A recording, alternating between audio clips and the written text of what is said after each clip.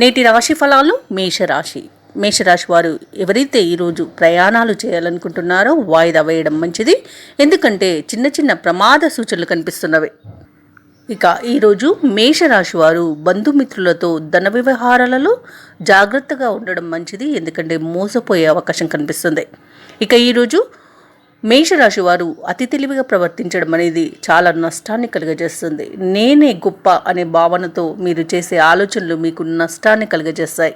అలాగే చేపట్టిన పనులన్నీ కూడా నిదానంగా సాగుతాయి. గృహ నిర్మాణ యత్నాలు ఎవరైతే చేస్తున్నారో అవి ఈరోజు పూర్తి కాక మిమ్మల్ని ఇబ్బందికి గురి చేస్తాయి. ఇక ఆధ్యాత్మిక చింతన పెరుగుతుంది.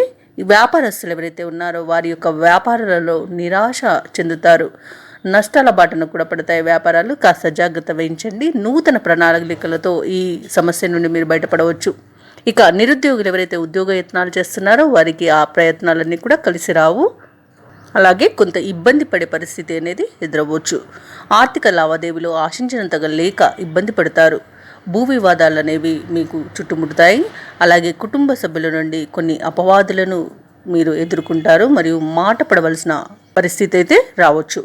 ఆస్తి విషయాల్లో బంధువర్గంతో తగాదాలు ఏర్పడే అవకాశం ఉంది. కాబట్టి మీరు కాస్త వెనక్కి తగ్గి ఉండడం చెప్పుకోదగ్గ సూచన. ఇక కొన్ని కార్యక్రమాలన్నీ కూడా వాయిదా వేయాల్సిన పరిస్థితి ఏర్పడుతుంది.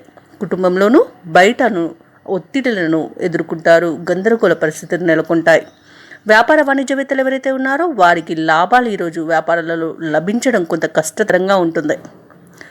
ప్రభుత్వ ఉద్యోగస్తులకు విధుల్లో కొంత ఇబ్బంది అనేది కలుగుతుంది.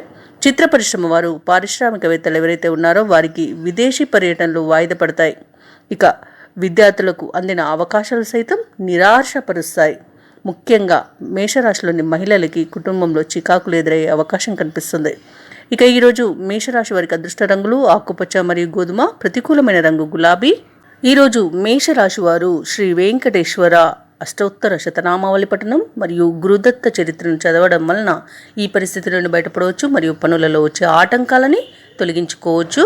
ఈ వీడియో నచ్చినట్లయితే లైక్ చేయండి, షేర్ చేయండి, అలాగే సబ్స్క్రైబ్ చేయడం అస్సలు మర్చిపోవద్దు. అంతా శుభమే జరుగుతుంది.